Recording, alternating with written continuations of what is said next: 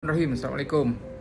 Hari pertama di AKEP Bandar Instek, saya akan menghadiri kursus kepimpinan strategik institusi selama 3 hari. Hari ini sampai hari Khamis insya-Allah.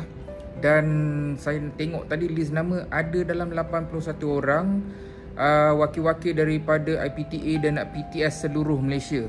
Alhamdulillah, ini adalah satu peluang bagi saya untuk menimba ilmu, menimba pengalaman bersama rakan-rakan academician yang lain dan juga rakan-rakan di universiti-universiti yang lain. Dan apa yang akan terjadi pada 3 hari ini nanti saya akan review, kupaskan, dan saya yakin ini adalah salah satu majlis ilmu yang sangat-sangat bermanfaat untuk saya mempelajari bagaimana untuk membuat strategic planning, membantu universiti, membantu fakulti dan juga membantu diri saya